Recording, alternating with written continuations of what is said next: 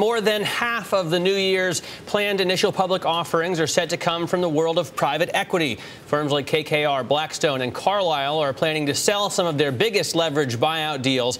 But as with all things IPO, it's not a done deal until it actually happens. We saw a lot of deals shelved in 2010. Joining me now is Josef Schuster, the founder of the IPOX Index for global IPOs. He helps manage $6 billion in IPO-focused assets. Josef, thanks for coming on Street Smart. Let me ask you first of all about what it means that private equity firms are making up the majority of the planned IPOs for 2011 so far, and we should make it clear that a lot more could come online, right? Is that a good sign when the smartest guys in the room basically are selling, or is it a sign that you need to get out? Well, obviously, there's here a window of opportunity in the market, given obviously the S&P and the Russell and the global markets have been very strong. But one thing to consider is also, they go public also because institutional investors are getting more comfortable with private equity deals.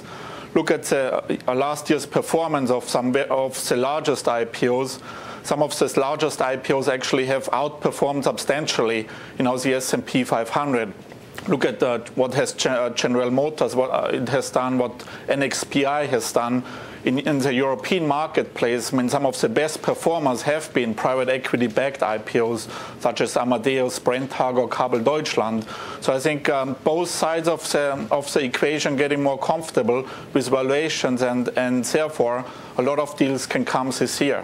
Why do you think we see private equity, though, making up the majority? And I should say it's only, I think, 53% of the planned sales. Not the vast majority, but more than half of the IPOs. Is it that they just need to get out of these deals to free up cash? Is it the end of the sort of plan here? I mean, what's bringing them to market?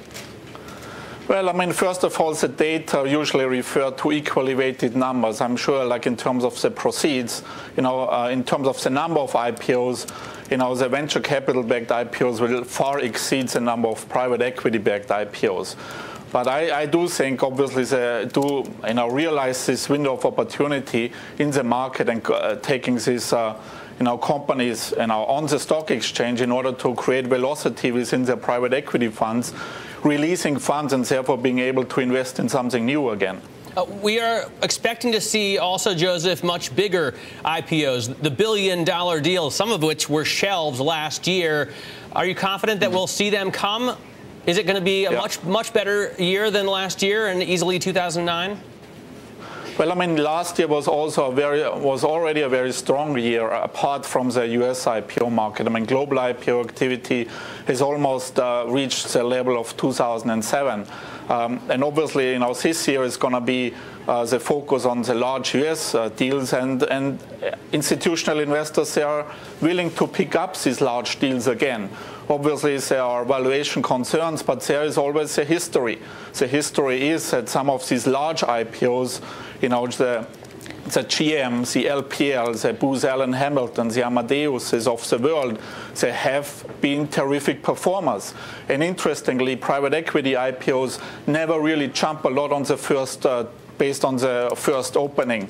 They are typically up 1 or 2%. Those guys, really, guys don't leave a lot on the table, right? I mean, they want to buy low and sell high, and you hope that they should be the smartest ones out there. So you don't expect them to leave so much money on the table.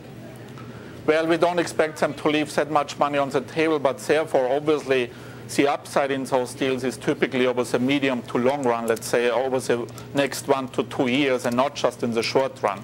They also are, less risky deals because they are much larger deals with established revenue flows and so forth. Whereby the venture capital deal is usually a highly risky deal, which tends to pop a lot at the opening, but then really tends to trade, with a big amount of volatility. What we have at least recently seen with all these Chinese IPOs going public here in the U.S. All right. Hey, Josef, thanks so much for joining us. Josef Schuster there from IPOX, the IPOX Index for global IPOs.